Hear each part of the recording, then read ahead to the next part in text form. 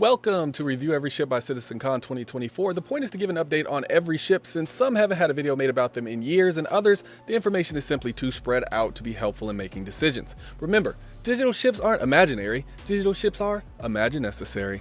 A quick shout out to my Jonin Ninja members, Radium TX and Paling 10, and my Chunin Ninja members, Raygun 972, Wakan Yosai, Rage 1, Scorpion King 3, and Soul Galaxia. And of course, all of my other members who are all listed at the end of the video. Membership is never required, but always appreciated. You help make this YouTube dream even more possible, so thank you.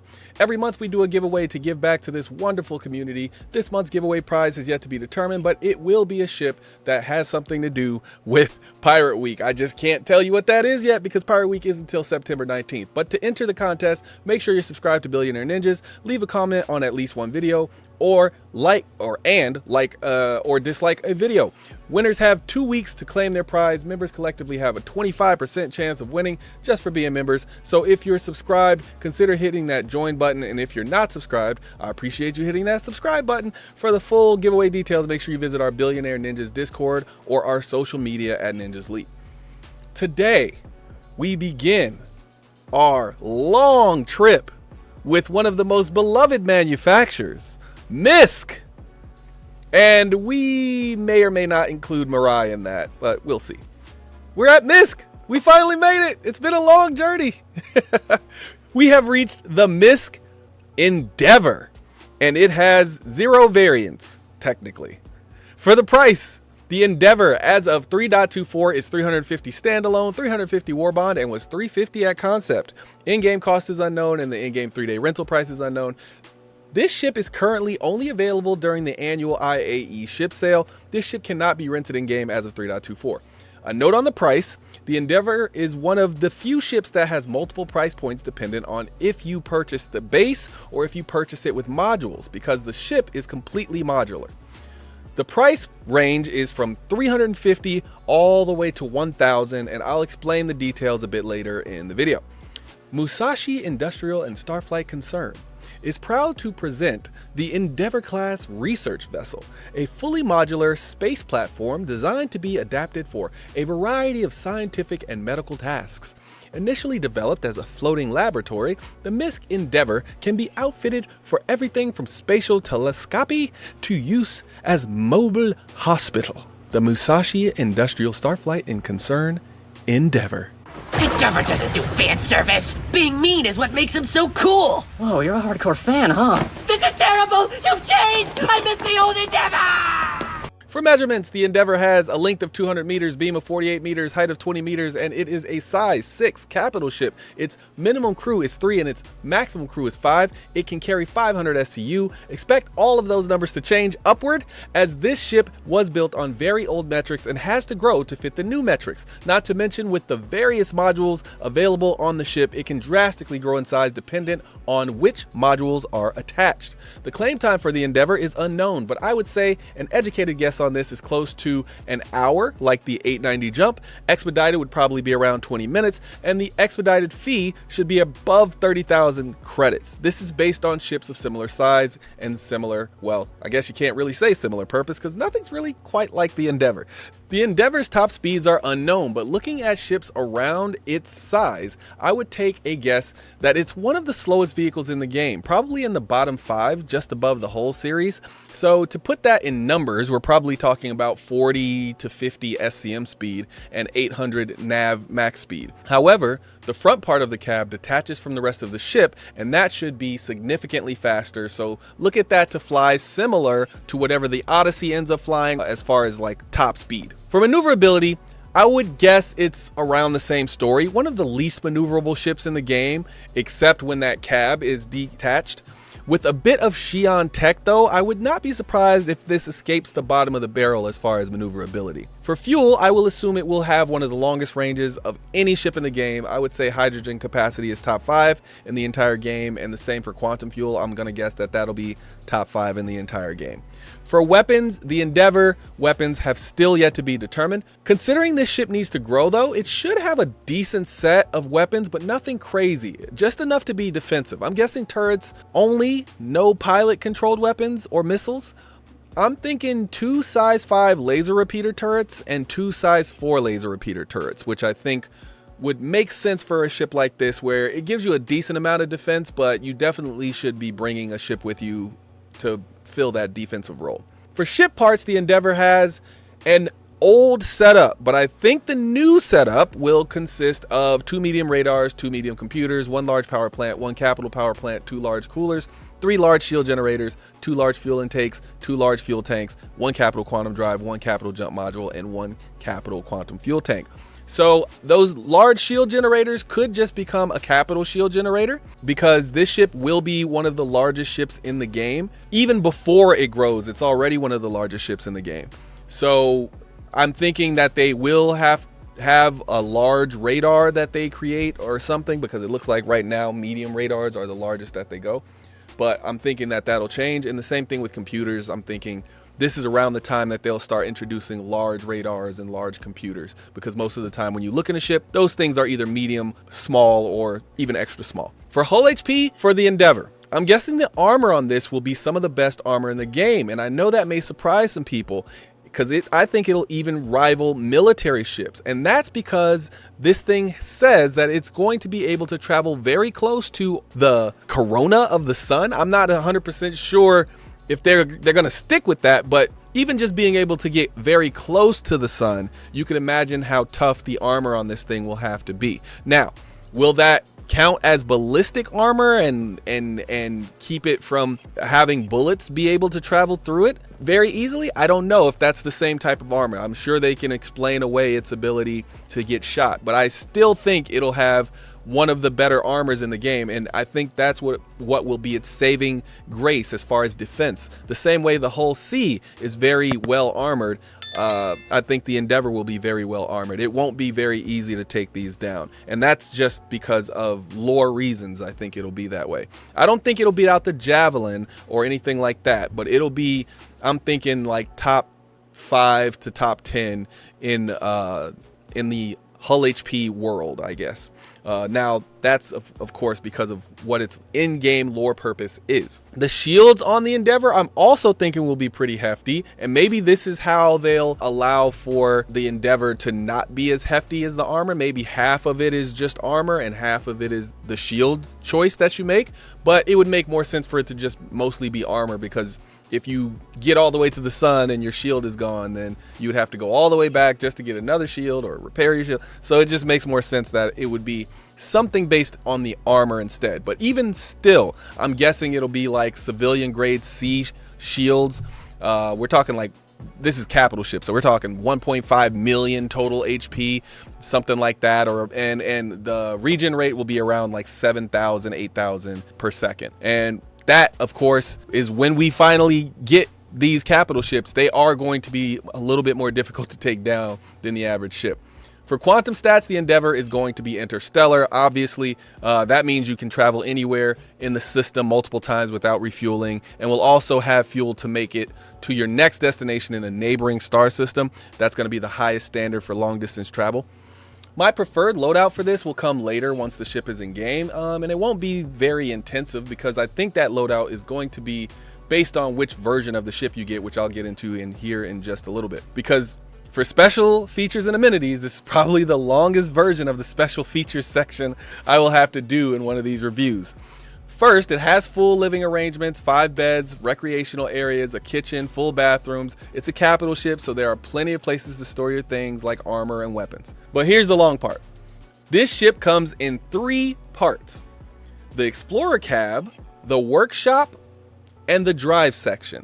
The Explorer cab, which essentially looks like a giant MISC Odyssey, but to be very clear, it is not the MISC Odyssey, they just look similar.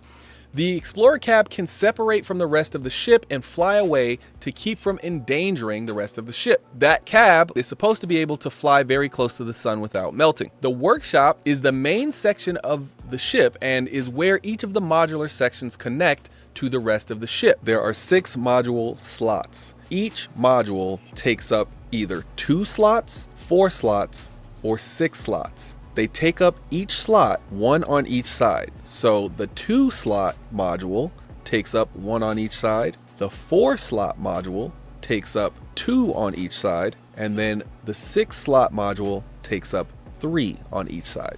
The drive section is where the capital power plant is kept and where the main thrusters are. So the Explorer cab detaches. The workshop portion is where all of the modules attach to, and the drive section is always the same. It'll just be the power plant and the main thrusters. Now let's talk modules. There is the Biodome module that takes up 2 slots, which is made for growing plants and potentially housing animals.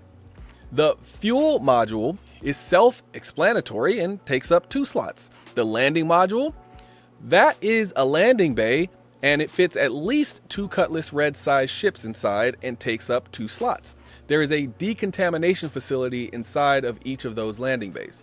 However, only one of those can be installed at a time, even though it takes up 2 slots just because of the way that it's built.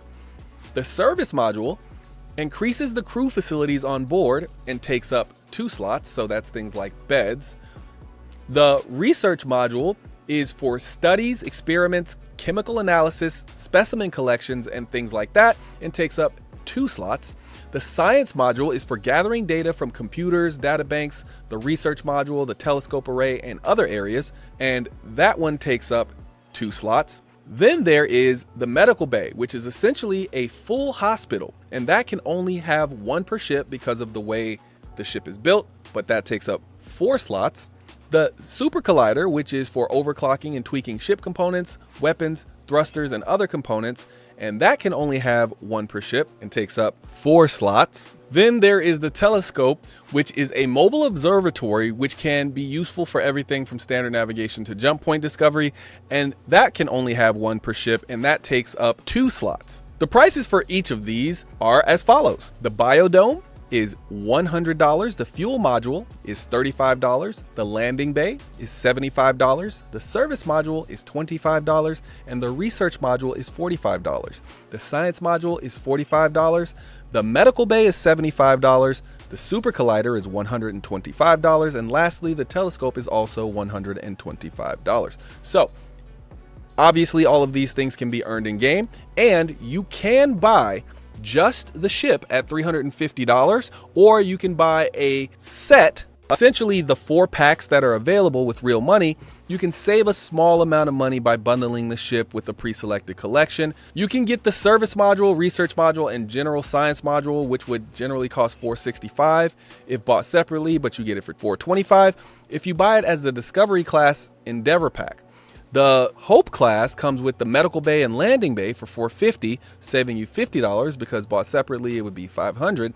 The Olympic class comes with 2 biodomes and saves you $50 because it would be $550 bought separately, but sells as a pack for $500. Lastly, you can save $100 by buying the master set, which includes 1 of every module in the game for $900. However, if you're spending credits, all those discounts disappear and you pay full price. Okay, that was a lot, so let's do a very quick review before we go into rating the ship.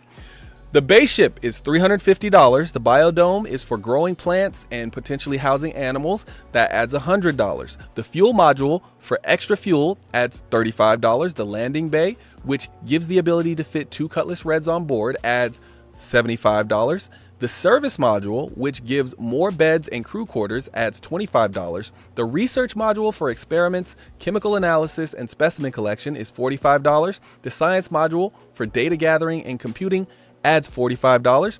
The medical bay, full hospital, adds $75. The super collider for overclocking components, thrusters, and weapons adds $125. And lastly, the telescope mobile observatory also adds $125. There are packs that include certain parts and then a master set that includes 1 of every part. Now it's time to rate this ship. A rating I rate from 1 to 10. My 1 is only buy if you have a unique reason that is specific to you or because you like the looks of this ship. My 10 is basically if you have the money, this ship is almost guaranteed to be useful to you in the game. A 1 doesn't mean the ship is useless or ugly, and a 10 doesn't mean that the ship is perfect. Just remember, this is just our rating. Please give us yours in the comments down below, and if we respond, that means you're special.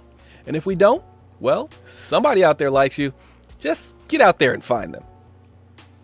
My rating for this ship overall is a 9. I know. If people have been watching this channel for a while, they're like, a 9?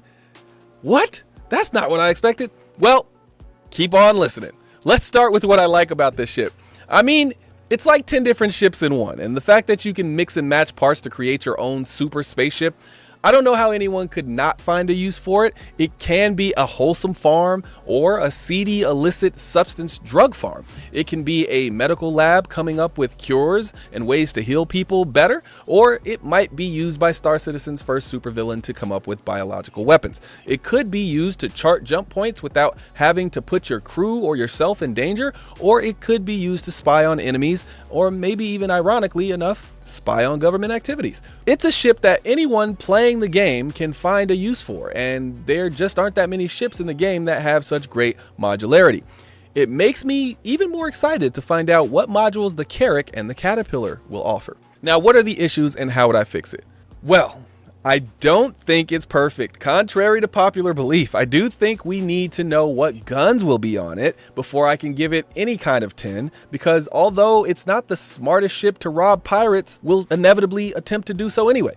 I have no idea if the guns on this will be useless or not, and I can't give any ship in good conscience a 10 if I don't know what guns it has. Now, you should always have a combat escort, so that's not particularly disqualifying when it comes to non-combat ships, but a problem nonetheless.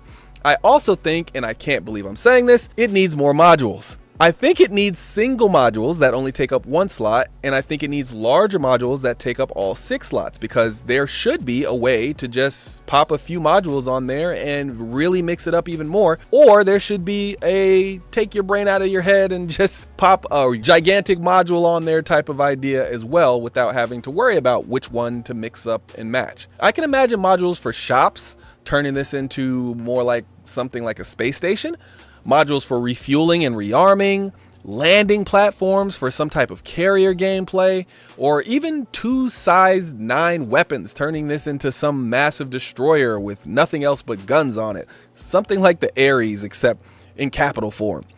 The possibilities are endless, but we just need more possibilities to be announced. Another issue I have is that it should be larger. Now, I think this is an issue they're already planning on fixing. I'm pretty sure this ship is going to grow massively in size. And what I'm saying is it should have 8 module slots instead of 6. Some modules should be incompatible with others to keep it from just mixing and matching everything, but I just think the 6 modules are a little bit limited for how much space they take up. If modules are going to be 2 and 4 and 6, then it should have 8 modules so that you can fit more onto one version of the ship. Now, like I said, certain modules should still be incompatible with each other just to keep every module from being added at the same time, but I do think 8 slots makes a little bit more sense because of some of the modules and how they're supposed to interwork with each other. So, who is this ship for? Well, it's for the farmer, the scientist, the researcher, the explorer, the overclocking enthusiast, the doctors, and also for people who don't want to keep paying for the services of everyone else who does one of those things. I also think this ship is a great mobile base, but I'll get into that later. Let's talk about why I think it's a 9. Well, it's a 10 to me personally, but that's because I'm super interested in the gameplay it offers, pretty much all of the gameplay it offers. However, it drops to at most a 9 for most people, and that's what these reviews are about. I think this ship is a 9 for most people. When it comes down to it, farming science, running a full hospital, overclocking parts, and using a telescope are very niche types of gameplay for a game like this. And while I can say that everyone will need food, medical supplies, and medical treatment, I can't necessarily say because of that most people should own a farm or a hospital. So while this ship is useful to anyone, and I think its usefulness will grow, I still can't give it that 10 that I want to give it. However, I will say the Hope class is the closest to a 10, considering it might make this ship the best mobile base in the entire game, as I said before, by having respawn ability for everyone, or at least almost everyone in most orgs, and all those medical beds, which I don't know if we'll be able to sleep on medical beds in the future, but I wouldn't count it out. As well as a place for people to store a few ships, because it comes with those landing bays. But it's just shy of that universal applicability because the modules are mostly niche gameplay opportunities. If they had announced other modules, maybe even just a cargo module, that might have bumped it up to a 10. The thing that keeps it as a solid 9 though is the value. This ship could easily be twice the price with everything it can do, and they have been selling it for $350 for what, 8 years straight now, almost 9. And that is an absolute steal, even at full price. I mean, I paid less than $250 for each of mine, and still that price is definitely going to go up in the future. And when it does, people will wish they had at least a CCU. I imagine using this ship as everything. To be completely honest, I'll end up with all the modules, even if I'm not particularly interested in the gameplay. That being said, I imagine my initial and primary use will be science, research, farming, and overclocking.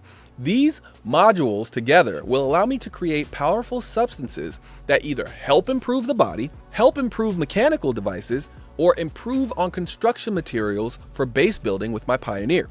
Its secondary role for me will just be taking the data that both explorers and my crew collect and things that I tend to find through surveys of the land and make it into something either useful or valuable to be sold on my Banu Merchantman. I know you're here for our rating, but if you really want a ship, go buy it. We won't stop you. Or even better, all ships can be earned in game, and that includes all modules. And that is all once the game releases. And some you can purchase in game right now. These are just our ratings, but when you spend, it's your money. My opinion, I think everyone who likes big ships can benefit from buying at the very least a CCU from the Starfarer Gemini to this for $10. Because even if you don't end up liking the ship, that CCU might be literally saving you $300 in the near future. Well, in the future. But even for the people who are just interested in the gameplay or just one section of the gameplay, well, I'll tell you what I think about buying this ship outside the game as far as value. I own 3 of these that I paid for with real money. And that, I think, speaks for itself. All right, that is it for this one. Thanks for spending your time with us. I'll see you in the next one. Peace.